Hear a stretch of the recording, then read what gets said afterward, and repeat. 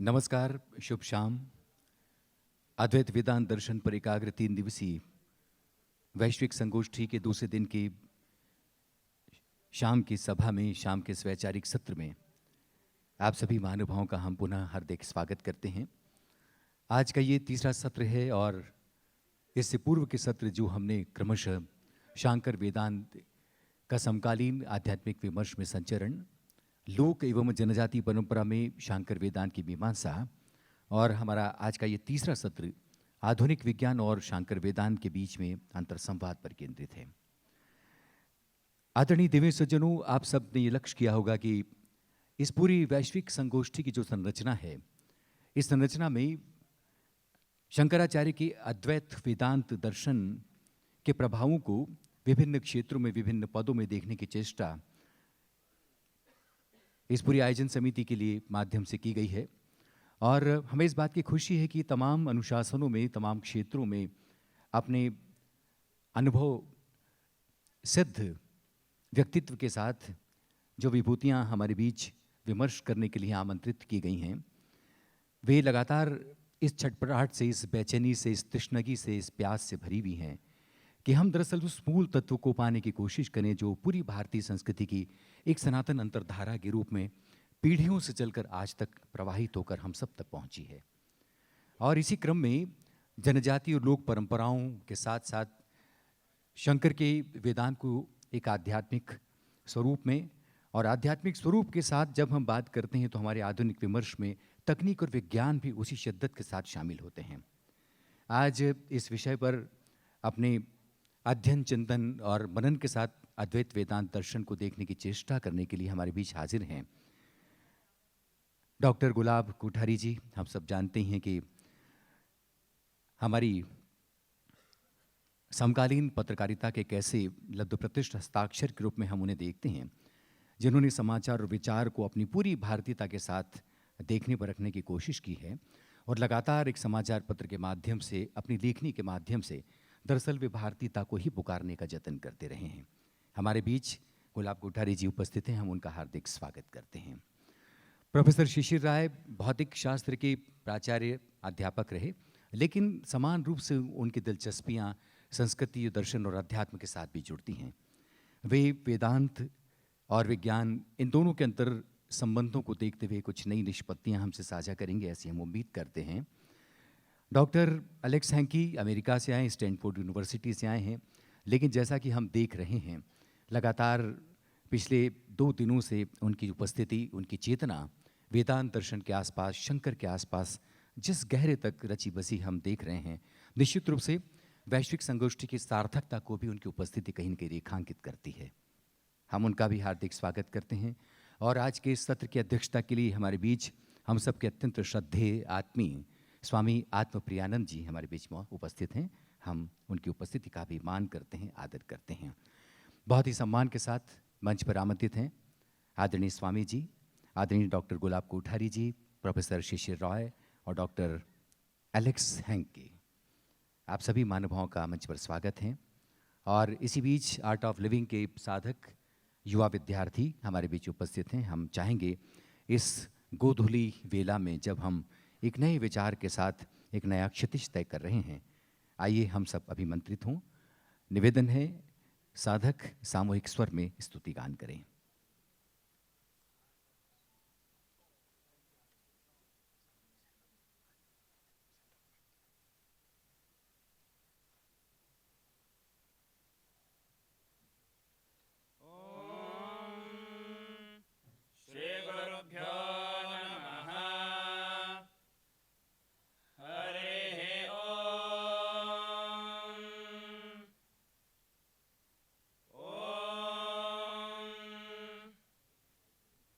छन्दसा मृषभो विश्वरूपः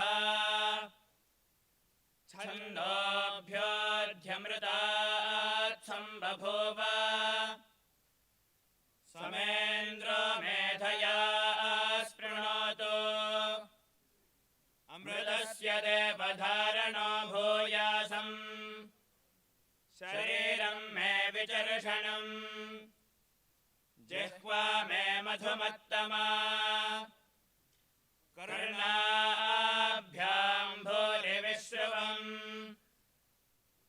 ब्रह्मणः कोशोऽसि मेधया पिहितः श्रुतं मे गोपाय आवहन्ते वितन्वाना कुर्वाणा चेरमात्मनः वासागुंसि मम गावश्च अन्नपाने च सर्वदा ततो मे श्रियमावह लोमशां पशुभिः सह स्वाहा आमायन्तु ब्रह्मचारिणः स्वाहा विमायन्तु ब्रह्मचारिणः स्वाहा प्रमायन्तु ब्रह्मचारिणः स्वाहा दमायन्तु ब्रह्मचारिणः स्वाहा शमायन्तु ब्रह्मचारिणः स्वाहा यशोजने सानि स्वाहा श्रेयान वस्य सोऽसानि स्वाहा तन्वा भगप्रविशानि स्वाहा समाभग प्रविश स्वाहा तस्मिन् सहस्रशाखे निभगाहन्तयमृजे स्वाहा यथा वः प्रवतायन्ते यथा मासा अहर्जरम् एवं मां ब्रह्मचारिणः धातरायन्तु सर्वतः स्वाहा प्रतिवेशोऽसि प्रमाभाहि प्रमापद्यस्व ॐ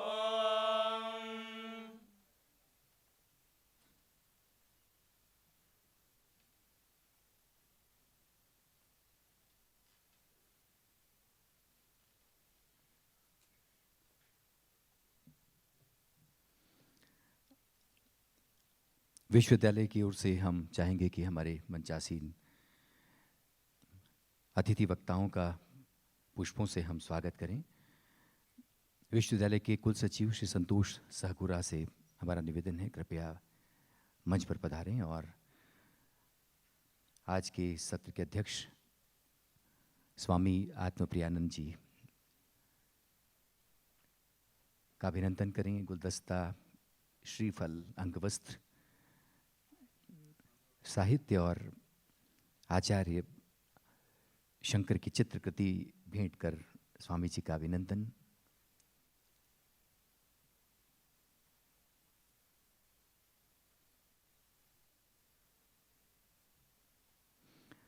इसी क्रम में संतोष जी से गुजारिश है डॉक्टर गुलाब कोठारी जी का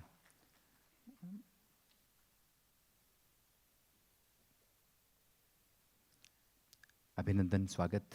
डॉक्टर गुलाब कोठारी जी।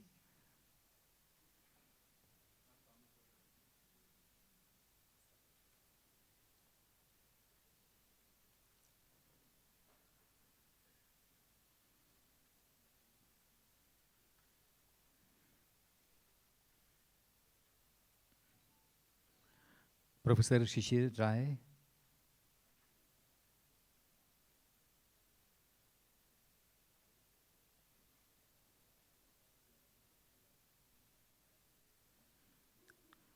प्रोफेसर शिशिर राय,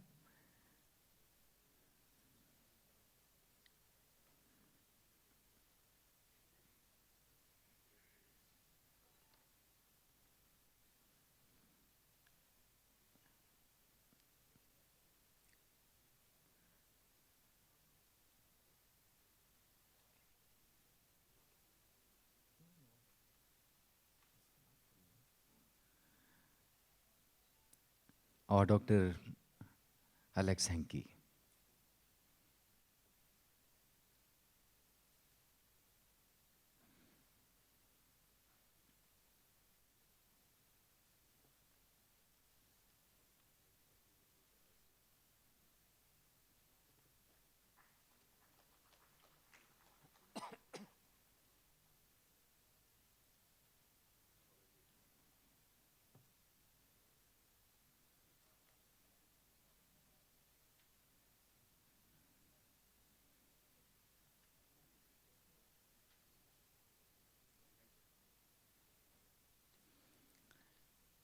बहुत बहुत धन्यवाद संतोष जी। और चलिए अब एकाग्र होते हैं आज के इस सत्र पर और एक बार फिर दोहरा दें आज के सत्र का विषय आधुनिक विज्ञान और शांकर वेदांत के मध्य अंतर संवाद। जैसे कि हमने इस विषय की पीठिका में आप सबसे साझा किया था कि आचार्य शंकर के वेदांत दर्शन को कई दिशाओं और संभावनाओं के साथ देखने, समझने और उसके अनुभव में शामिल होने का एक सिलसिला लगातार पिछले 2 बरस से बना हुआ है।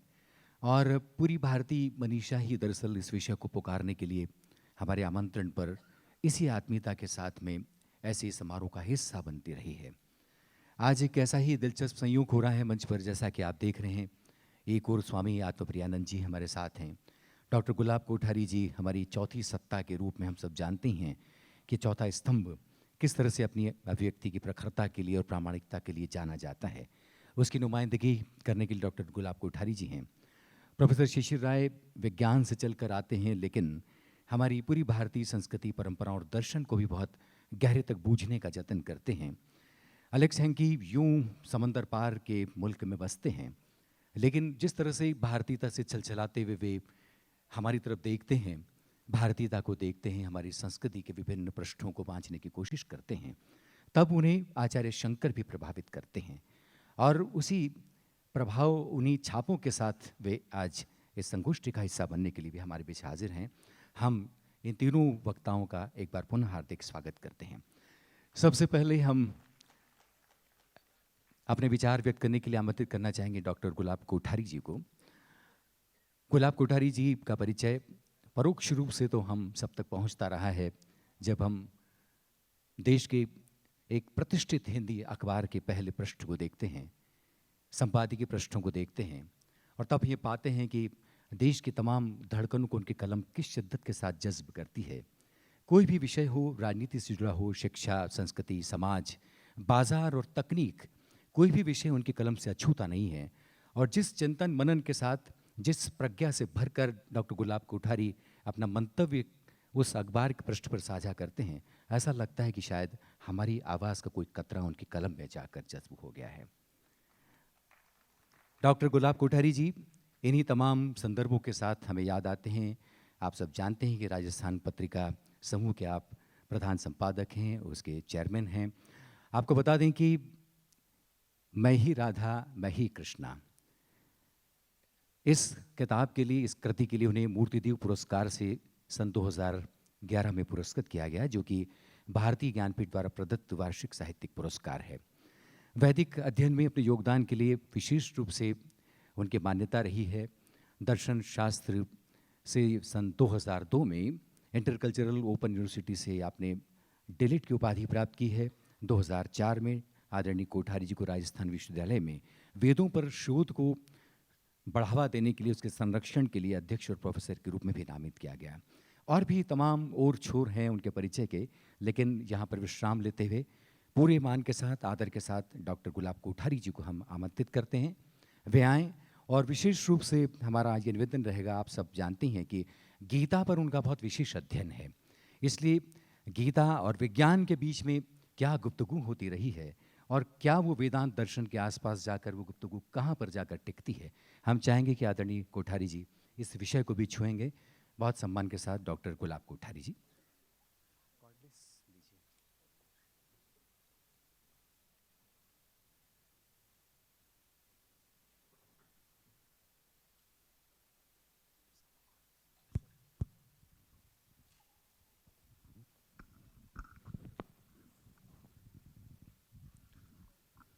श्रद्धे स्वामी अमृत प्रियानंद जी, भाई सेवक्तागण, सभी श्रद्धे संत तुरंत और सभी विद्वज्जन, मैं क्षमा चाहूँगा, खड़ा होकर बोलने की स्थिति में नहीं हूँ, तो कृपया अन्यथा न लें। मैं सबसे पहले विश्वविद्यालय को बधाई देना चाहता हूँ। इतना साहस जुटाया आज के इस विज्ञान के युग में जब पूरी पीढ़ी एक और बाहर की ओर भाग रही है, जीवन में अनेक लालसाएं उसको खींच रही हैं, टेलीविज़न, इंटरनेट, मोबाइल फ़ोन के उस आकर्षण की तरफ दौड़ रही है, आंख मूंद करके दौड़ रही हैं, उन सब को बीच में जीवन का एक संतुलित मार्ग समझाने की दृष्टि से ये जो आज का आयोजन है, मैं इसको फाउंडेशन कहता हूँ आने वाले अभियान के लिए, और ये आगे चलेगा। शायद इस नित्य परिवर्तन के बीच में हम फिर से अच्छा मार्ग निकाल पाएंगे, क्योंकि परिवर्तन शाश्वत है। जो जीवन हमारा त्रेता में था, द्वापर में था, वो आज नहीं है। कल नहीं, आज वाला कल भी नहीं रहेगा। यही बात हमें ईमानदारी से समझने की ज़रूरत है। क्यों कि आज जैसे मैंने कहा, हम टीवी, इंटरनेट, मोबाइल फ़ोन सबसे बंध गए। हमारे बच्चों को हम देखें तो वो हमारे पास होने के बाद हमारी तरफ नहीं झांकते, उनके हाथ में मोबाइल दिख रहा है। तो पर ये अभी शुरुआत है उस तकनीकी युग की, जिसकी कल्पना हम अभी शायद नहीं कर पा रहे। हम सुनना हमने शुरू कर दिया है कि आर्टिफिशियल इंटेलिजेंस आ रहा है। बड़ा प्रश्न है हम सबके सामने, क्या हमारे आज के शास्त्र उस वक्त खरे उतर पाएंगे? क्या आज से 50 साल, 100 साल के बाद वाली हमारी संतानें उनको पढ़ और समझ सकेंगी? क्या अपने जीवन में उतार कर जीवन में एक संतुलन स्थापित कर पाएंगी? मुझे इसी ओर इशारा करना है कि ये सबसे मुश्किल काम है। और आर्टिफिशियल इंटेलिजेंस के बाद तो मुझे ये भी लगता है कि आदमी शायद खुद पर भी नियंत्रण नहीं कर पाए, अपने चिंतन पर भी नियंत्रण नहीं कर पाए, वो भी मशीनों के हाथ में चला जाएगा। हम ऑलरेडी एक उत्पाद बन गए, कमोडिटी हम बनने लग गए हैं। ऐसा नहीं है कि नहीं हो रहा है, शुरू हो गया है कि हम कि सबके अपने अपने एक प्राइस टैग लगने शुरू हो गए हैं। आदमी की जो अंदर के जो मूल्य हैं, धीरे धीरे कहाँ कौन अपनी कर्म को धर्म मान कर रहा है। हम जरा चारों तरफ अगर आंख उठा के देखेंगे तो ये बात हमको लगेगी, हमारा सांस्कृतिक धरातल धीरे धीरे हमारे नीचे से खिसकता जा रहा है। और ये भी सच है कि शिक्षा में हमारा बहुत बड़ा रोल रहा है। इस शिक्षा का हमें भारतीयता से दूर ले जाने का एक काम शिक्षा कर रही है। शिक्षा हमें अपूर्णता दे रही है, उल्टा हो गया। जो आदमी जन्म से अपूर्ण अगर कहीं है तो शिक्षा उसे पूर्ण करनी चाहिए। आज की शिक्षा में हम शरीर और बुद्धि को प्रधानता दे रहे हैं, मन और आत्मा की कहीं चर्चा नहीं है। और ये असंतुलन जैसे जैसे हम आगे बढ़ते चले जा रहे हैं, हमारा व्यक्तित्व में अनजाने में एक नया असंतुलन पैदा हो रहा है। आज हर आदमी चाहता है उसे अच्छा पैकेज मिले, अच्छी नौकरी मिले, पढ़ाई उसके अलावा कुछ नहीं दे सकती। वो डिग्री का आप क्या करोगे? और अच्छी नौकरी किस लिए चाहिए? कि मैं 8 घंटे नौकरी करूं, 16 घंटे मेरा जीवन सुचारू हो सके, मैं अपने परिवार को खड़ा कर सकूं। पर उन पढ़े लिखों को देखें हम, जिनको अच्छे पैकेज मिल गए, वो अच्छे बन गए, अच्छी जगह लग गए, वो क्या कर रहे हैं? हमारा भविष्य हमको दिखने लगेगा। मैं एक पत्रकार हूँ, डॉक्टर हूँ, इंजीनियर हूँ, घर जाकर के बच्चों से, पत्नी से कौन बात कर रहा है? डॉक्टर बात कर रहा है, इंजीनियर बात कर रहा है। आप इसको वहाँ समझ में आएगा। तो मैं तो खो गया जिंदगी में। ये जो असली सवाल वहाँ समझ में आएंगे कि ज़िंदगी में हम क्या पा रहे हैं और क्या हमारा ज़िंदगी से छूट रहा है। और इसके लिए मुझे लगता है कि हमें जो कुछ ज्ञान प्राप्त हुआ है उन शास्त्रों को दोबारा लिखना पड़ेगा। जिस देश और काल में वो शास्त्र लिखे गए, जिस जीवन शैली के साथ उन शास्त्रों को हम पढ़ रहे हैं, मैं आज भी कृष्ण और अर्जुन को गीता के युद्ध के क्षेत्र में देखकर गीता पढ़ रहा हूँ। मुझे आज मेरे क्षेत्र में गीता को पढ़ना पड़ेगा, तब शायद गीता की सार्थकता सिद्ध होगी, नहीं तो मेरे लिए एक पूजा पाठ की सामग्री बन के रह जाएगी गीता। और इतना ही नहीं, मैं तो अब ये भी लग रहा है कि बात करके कि जैसे हमने गीता को अगर आज के परिप्रेक्ष्य में लिखा दोबारा, तो वो कल ये भी काम नहीं आने वाली है। हमें समय के साथ सारे शास्त्रों का पुनर्लेखन करना पड़ेगा, नहीं तो फिर ऐसा नहीं होगा आज से 100 साल के बाद ये आज का लिखा हुआ भी मेरे काम नहीं आएगा। उदाहरण के लिए गीता में आत्मा की 2 धातु कहे, एक ईश्वर है, एक जीव है, या एक ब्रह्म है, एक कर्म है। ब्रह्म को आप ज्ञान कह लो, कर्म कह लो, 2 ही तो धातु है, द्वा सुपर्णा जिसको हम सुनते आए हैं। अगर मैं थोड़ी देर के लिए इसी द्वा सुपर्णा को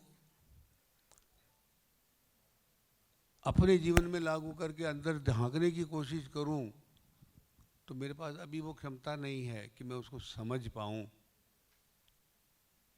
क्योंकि ये तो समझ में आ रहा है कि मेरी जिंदगी को ईश्वर चला रहा है, उसकी इच्छा से जो कुछ हो रहा है वो हो रहा है, पर मैं जीव हूं तो मेरी भी एक इच्छा है। दोनों इच्छाओं के बीच जीवन चलता है, और इस संतुलन को मूल रूप से अगर मुझे समझना है तो सबसे पहले इस इच्छा को ही समझना पड़ेगा। इच्छा का घर क्या है? मन। और कहीं पैदा नहीं होती इच्छा, शरीर में, बुद्धि में, इच्छा मन में पैदा हो रही है। मन मेरी जीवन का केंद्र है। कृष्ण अपने आप को अव्यय मन कह रहे हैं, अव्यय कह रहे हैं, तो अव्यय को जब हम देखेंगे तो अव्यय का जो मन है वही ब्रह्म है, वही केंद्र है, वही हृदय है। कुछ भी नाम हम उसको दे सकते हैं। और सारी इस सृष्टि में एक ही मन है, एक ही पुरुष है, अव्यय पुरुष है, वही कृष्ण है। इसीलिए हम सृष्टि को पुरुष प्रधान कहते हैं। हम सब पुरुष हैं, सारे प्राणी, पशु पक्षी वनस्पति सब पुरुष हैं। गीता एक बार मीरा जी वृंदावन गई और उन्होंने महंत जी को कहलवाया कि मीरा जी मिलना चाहती है। महंत जी ने कहा था हम किसी महिला से नहीं मिल सकते। मीरा जी ने उतना सा जवाब भेजा कि मुझे आज पहली बार ये पता लगा कि गीता में एक वृंदावन में कृष्ण के अलावा कोई दूसरा पुरुष भी रहता है। देखिए हम कहाँ कैसे कैसे हम अर्थ लगा करके जीवन को भ्रमित करते हैं, अपने आप को भ्रमित कर रहे, दूसरों को नहीं कर रहे। अगर थोड़ी देर के लिए मैं इसी गीता को इतिहास से बाहर निकाल कर बात करूं, आपके सामने रखना चाह रहा हूं इस बात को। मैं पत्रकार हूं, किसी संप्रदाय के साथ नहीं जुड़ा हूं, इसलिए एक स्वतंत्र चिंतन की धारा आपके बीच रखने का प्रयास कर रहा हूं।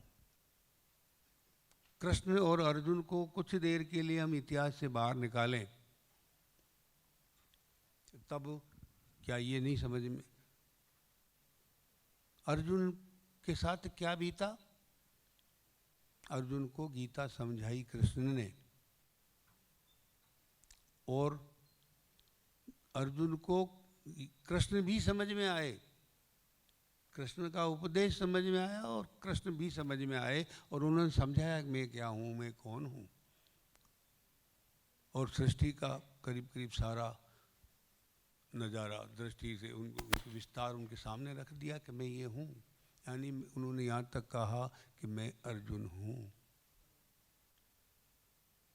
तब हम वापस देखें तो अर्जुन ने गीता सुनी, अर्जुन ने कृष्ण को देखा और ये भी समझा कि मेरे भीतर भी कृष्ण है। ममैवांशो जीव लोके, वो कह रहे हैं कि मैं अर्जुन भी हूँ। तब बड़ा सवाल यहाँ आ रहा है कि अर्जुन कहाँ है? इधर भी कृष्ण है, इधर भी कृष्ण है, अर्जुन कहाँ है? इसी बात को हम आज अपने ऊपर भी लागू करके देख सकते हैं। मेरी आत्मा का ये जो द्वासुपर्णा है, ये जो जीव ईश्वर प्रजापति और जीव प्रजापति जो दो भाग है मेरी आत्मा के,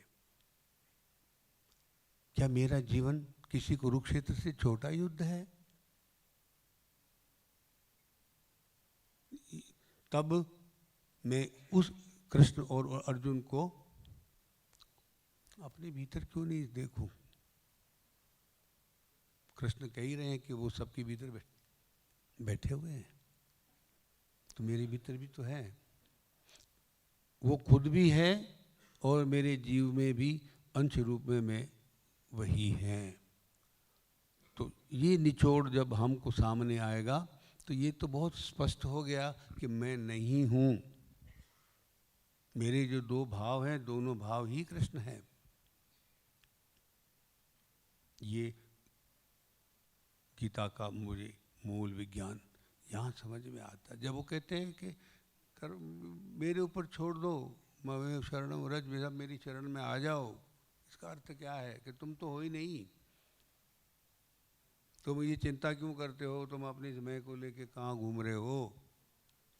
मेरी और अम्मा मेरी शरण का भी वही अर्थ है, आप अपने खुद की शरण में आ जाओ। दो चीज वहाँ है ही नहीं ना, यही तो अद्वैत है। दो तो वहाँ है, बचे ही नहीं है। तो आप खुद की ही शरण में आओ। आप खुद जो बोलेगा ममेव शरणम, अपने बारे में बोलेगा, मैं खुद अपनी शरण में आ जाऊं। तो इस दृष्टि से अगर हम पूरी गीता का पारायण करें या किसी भी वेदों की भी जिस तरह से वैज्ञानिक विवेचन हम अभी देखते हैं, तो मुझे ये लग रहा है कि हम सारे ग्रंथों को जीवन के हर आयाम के साथ जोड़कर देख सकते हैं।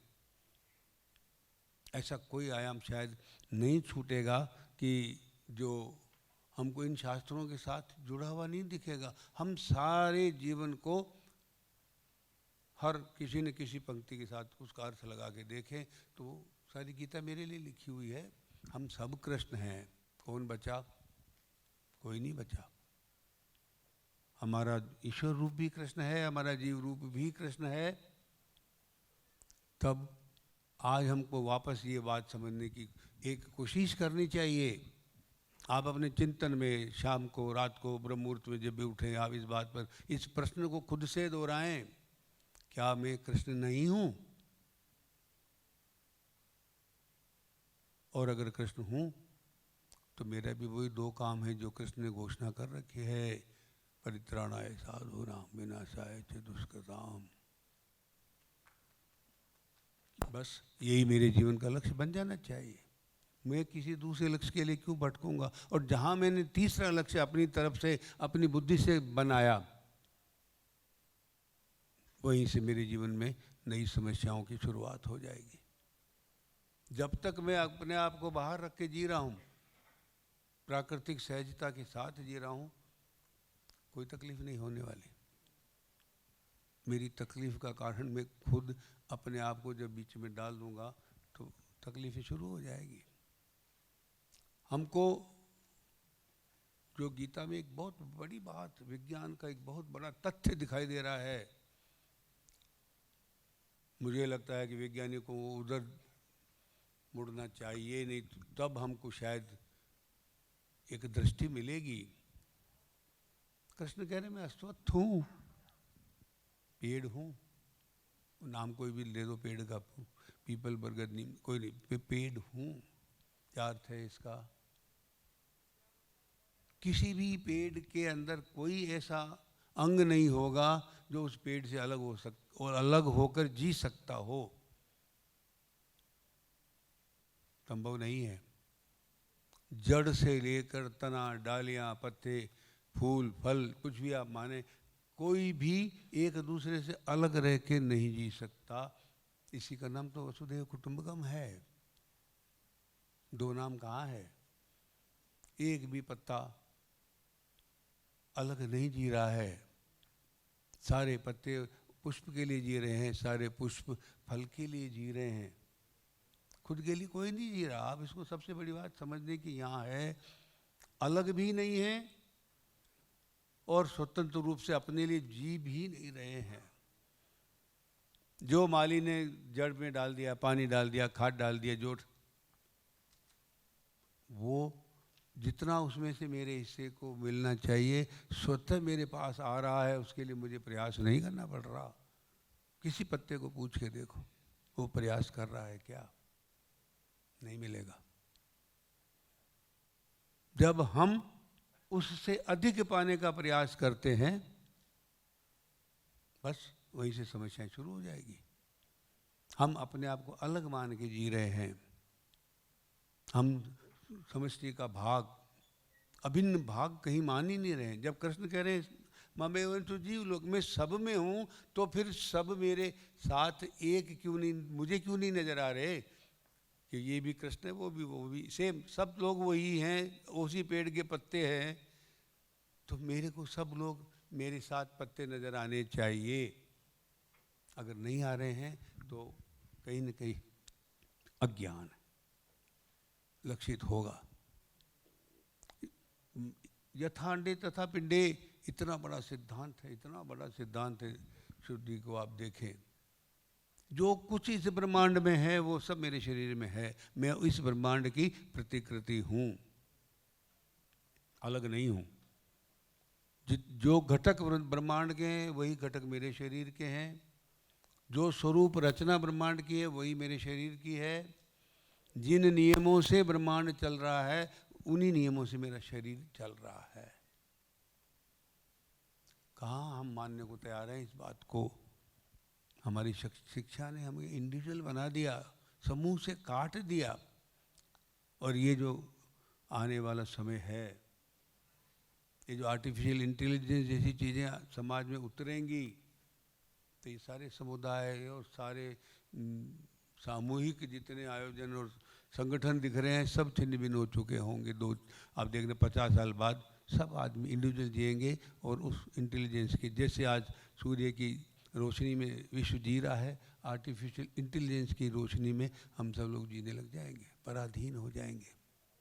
कोई समूह नहीं रचने वाला, कोई नहीं बचने वाला है। अगर हमने आज से तैयारी शुरू नहीं की तो आप निश्चित मानिए ये सब तहस नहस होने वाला है।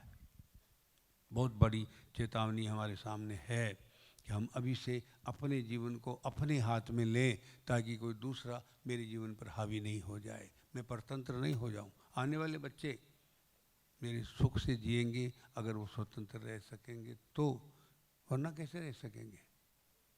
नहीं रह सकते। और दूसरी साइड हमारे विज्ञान ने ऐसी दे दी है जो मुझे जीने नहीं दे रही है। मैं सारा मेरे खाने को जहर बना रखा है, सारे पेस्टिसाइड आ रहे हैं, केमिकल फर्टिलाइजर्स आ रहे हैं, प्रिजर्वेटर्स आ रहे हैं, और कैंसर के अलावा कोई दूसरी बीमारी घुस ही नहीं पा रही है। हमारे शास्त्र कहते हैं जैसा खावे अन्न वैसा होवे मन। अब हम क्या बनेंगे, आने वाली पीढ़ियां क्या बनेंगी, ये सबसे बड़ा उदाहरण है। और हम अन्न को ब्रह्म कह रहे हैं। देखिए कितना बड़ा कंट्रास्ट है लाइफ का। जिसको हम ब्रह्म मान रहे हैं उसके प्रति भी हम सीरियस नहीं हैं। हम पूजा नहीं कर रहे आज ब्रह्म की, हम मन की पूजा नहीं करते। हम खाना खाते समय भी खाने की टेबल पे नहीं होते, तब भी हाथ में या तो मोबाइल होगा, कहीं जाने की चिंता होगी, कहीं आने की बात होगी, कहा ये करना वो करना। तो हम अपमान कर रहे हैं अन्न का भी। जिन्होंने बनाया 2-4 घंटे लगाए हमारे लिए, उनका भी अपमान कर रहे हैं। कब हाथ धो के चले गए, कौन खा के चला गया, किसी को पता नहीं। क्या मतलब हुआ? अगर अन्न ब्रह्म है तो खाना खाना मेरे लिए ध्यान होना चाहिए। मैं आँख से भी खाऊंगा, नाक से भी खाऊंगा, कान से भी खाऊंगा, मुंह से खाऊंगा, जबान से खाऊंगा, हाथ से छू के खाऊंगा। मुझे ये पता लगेगा किसने बनाया है, उसका भी मेरे मन में कोई न कोई सिक्स सेंस कहेगा। माँ ने बनाया है तो उसके साथ कोई मैसेज भी होगा कि मेरा बच्चा खाएगा तो ऐसा बनेगा ऐसा बनेगा। बच्चे को सुना ही नहीं देता, कहाँ बच्चा कहाँ है, बच्चा तो मोबाइल पे है। हम सोचे अन्न ब्रह्म की भी हम कितनी इज्जत कर रहे हैं आज के जीवन में, कहाँ हमारी जगह ही नहीं है उसके लिए। और हमारा पंचाग्नि का सिद्धांत कहता है कि अन्न के जरिए ही जीव शरीर में आ रहा है। कहाँ हम इनको एक जगह रख पाएंगे, इन दोनों चीज़ों को नहीं रख पा रहे हैं। सूर्य हमारा पिता है, ये स्थूल माँ बाप हमारे पिता नहीं है, ये एक अंतिम द्वार है जो हमें स्थूल रूप दे रहा है। लेकिन हम पैदा तो वहीं से हो रहे हैं, सूर्य से। हमारे सारे शुक्र बीज वहाँ है, जगत का पिता सूर्य है, वहीं से हम बरसात के जरिए निकल रहे हैं, वहीं से हम वनस्पति और पेड़ पौधों के जरिए अन्न के जरिए शरीर में जा रहे हैं। जठराग्नि में फिर आहुत हो रहे हैं। जठराग्नि की आहुत शरीर की सारी अष्ट धातुएं वापस उसी से बन रही है और वहीं से शुक्र बन रहा है, वहीं से फिर आहुत हो रहा है। और पांचवें स्थिति में स्टेज पर हमारा स्थूल देह आ रहा है। कौन विज्ञान भाव हमको आज ये समझा रहा है? कोई नहीं समझा रहा है। तब देखे हमको अन्न का महत्व भी तब समझ में आएगा। शब्द भी हमारे यहाँ ब्रह्म है, पर मेरा निवेदन यही है कि हम थोड़ा अपने प्रति कम से कम गंभीर हो जाएं। इसमें तो हमारा ही स्वार्थ है, दूसरे का स्वार्थ नहीं है कि मैं खुद को समझ लूँ। यही तो मेरा सबसे पहला स्वार्थ है, सबसे बड़ा स्वार्थ है।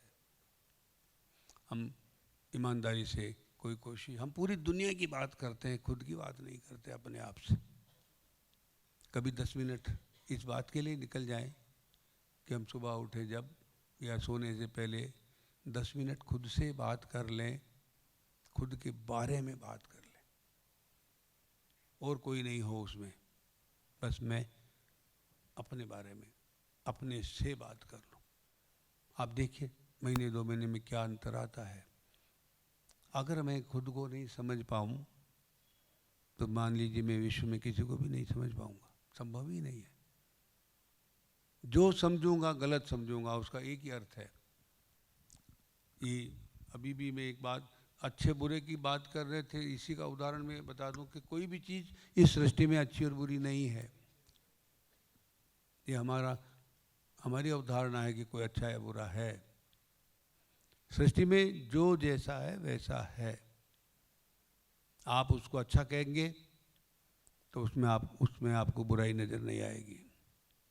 आप उसको बुरा मान लेंगे तो उसमें आपको कोई अच्छाई नज़र नहीं आएगी। वो वैसे ही है, उसमें कुछ भी नहीं है। ये अच्छा जैसा है वैसा है, अच्छा है भी नहीं है बुरा भी नहीं है। पर अगर मैंने मान लिया कि ये अच्छा है या बुरा है, मेरे सारे ज़िंदगी के निर्णय गलत हो जाए। इसलिए मैंने तो देखा कि हम इस यथांडी तथा पिंडे वाली एक अवधारणा भी गीता से पकड़ के उनके सारे श्लोकों में उनका अर्थ ढूंढते चले जाएं, जोड़ते चले जाएं, तो लगेगा कि शायद जानने को कुछ बचेगा ही नहीं। फिर लगेगा कि अहम ब्रह्मास्मि अपने आप समझ में आ रहा है। जो वो है वो मैं हूँ, हर स्टेज पे आपको दिखता चला जाएगा। कोई कारण ही नहीं कि हमको नहीं। और वो कृष्ण सारी बातें तो कह गए, सबके हृदय में बैठा हूँ, विश्वानर सब प्राणियों के बीच में मैं ही हूँ।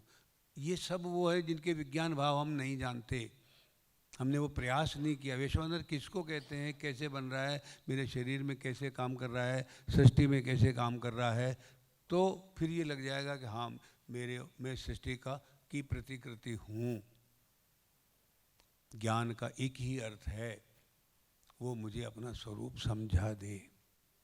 अगर मैं समझ नहीं पाऊँ तो या तो मेरी बुद्धि में नहीं आ रहा है, मैं अज्ञानी हूँ, या मुझे समझाने वाला मेरे पास कोई गुरु नहीं है। लेकिन सब जीवन की पहली आवश्यकता है ये कि मैं अपने स्वरूप को समझ लूँ। प्रकृति के साथ सामंजस्य के साथ समझना पड़ेगा। आज हम तो जन्म की, पुनर्जन्म की, कर्म फल की सारी व्याख्याएं तो हम कर रहे हैं। पर ये जितनी भी व्याख्या हम देख रहे हैं, हमको दर्शन शास्त्र की तरह, सिद्धांत की तरह तो सब समझ में आती है। जीवन में इसको कैसे समझे, अलग अलग, कोई दो आदमी एक जैसे नहीं है। ईश्वर ने सबको अलग अलग एक्सेप्शन बनाया है। कोई हर आदमी एक्सेप्शनल है, पर हमारे काम एक्सेप्शनल नहीं है। हम दूसरों की नकल करके जीना चाहते हैं, तो फिर ये क्या उत्तर हुआ? नकल करने वाला आदमी खुद की ज़िंदगी कभी जी नहीं सकता। वो जिसकी नकल कर रहा है उसकी ज़िंदगी जिएगा। मैं समझता हूँ स्वरूप की एक ही में इन देश के हमारे जितने अभी वैदिक वांग में है, चाहे वेद है, संगीता भाग है, उपनिषद है, गीता है, सारे के सारे ग्रंथ विज्ञान भाव में लिखे हुए हैं। दर्शन उसका आप यूँ समझ लो एक मिडवे है, पर दर्शन हम इतना देखें कि जब मान लीजिए वेद लिखे गए होंगे, कौन सी भाषा थी इस देश में, धरती पर कौन सी भाषा थी? कोई भाषा नहीं थी। जो कुछ ऋषियों ने देख तो लिया, समझ भी लिया, पर समझाने के लिए संकेत दिए उन्होंने केवल। हम उन संकेतों को खोल नहीं पा रहे, डिकोड नहीं कर पा रहे, प्रयास ही नहीं कर रहे।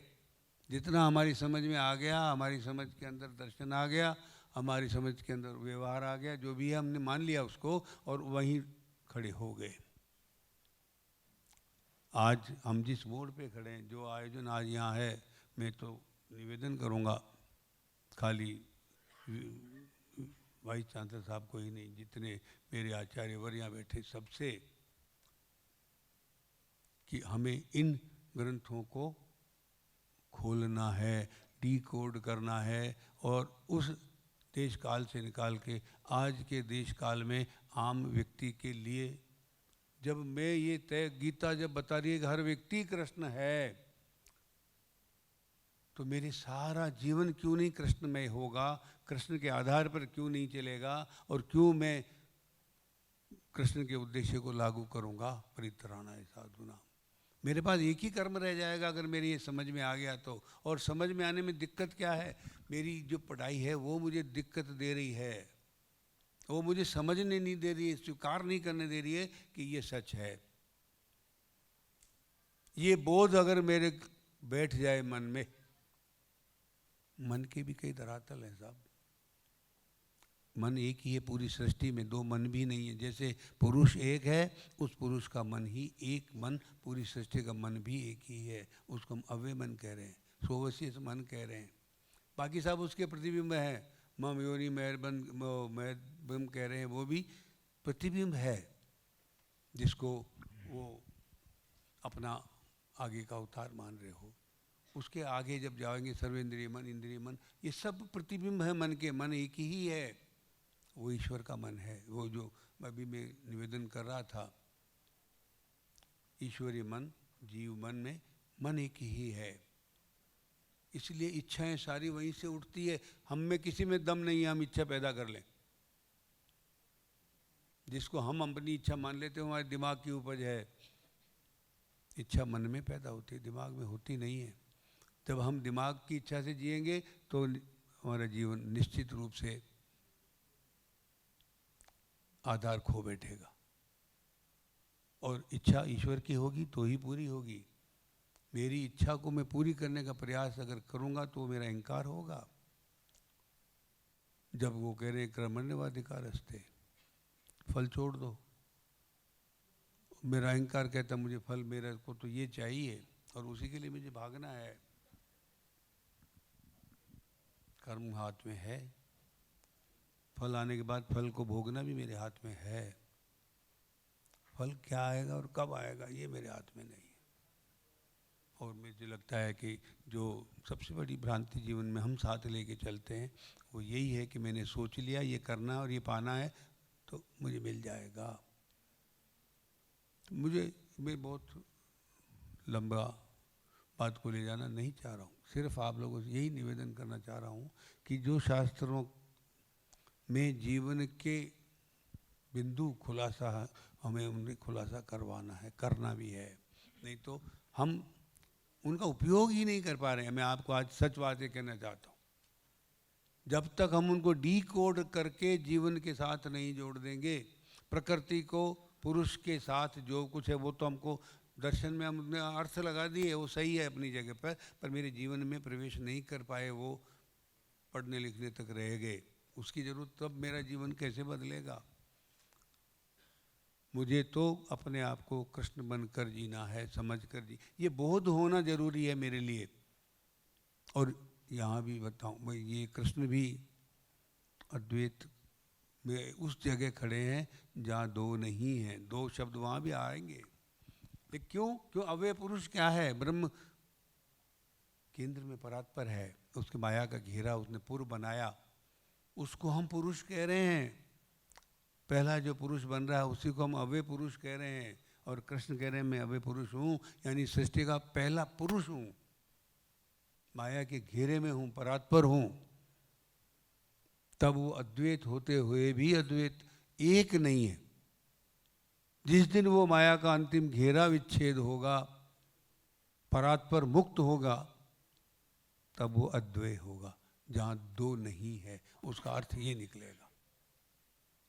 पर प्रश्न एक और दो की नहीं है, प्रश्न है हमें अपने स्वरूप को पहचान कर, तब हम शायद कुछ फल दे पाएंगे। हमारी तकलीफ क्या है?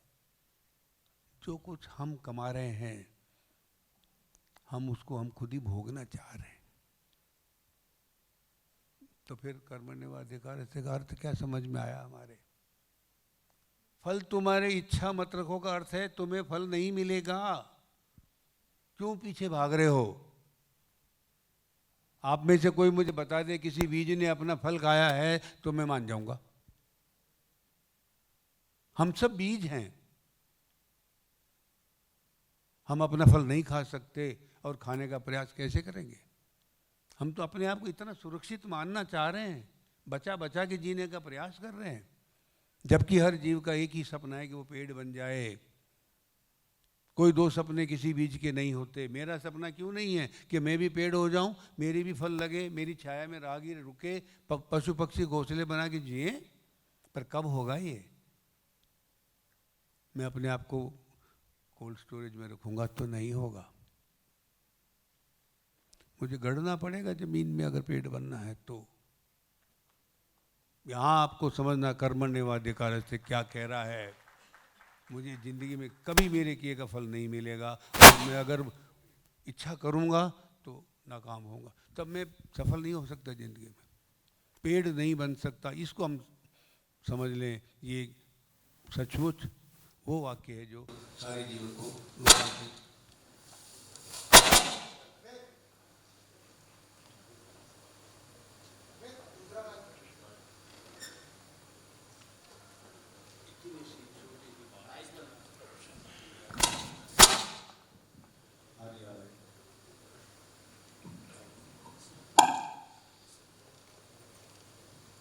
कितनी महत्वपूर्ण बात छुपी हुई है इस छोटे से श्लोक में, कर्मण्येवाधिकार। और हम इसके कितने अर्थ कर चुके होंगे मुझे, पर मुझे जो समझ में आया वो ये है कि आपको अपने किए का फल कभी मिलेगा ही नहीं, और उसके प्रयास भी नहीं करने चाहिए, उसकी इच्छा भी नहीं करनी चाहिए। मैं अगर आज समाज में जिंदा हूँ तो लोग जानते हैं कि मैं किनका बेटा हूँ, उनके यश को मैं भोग रहा हूँ। मुझे कुछ ऐसा कर जाना चाहिए कि मेरे किए हुए का यश मेरे बच्चों को मिल जाए। यही कर्मण्येवाधिकार होगा। नमस्कार।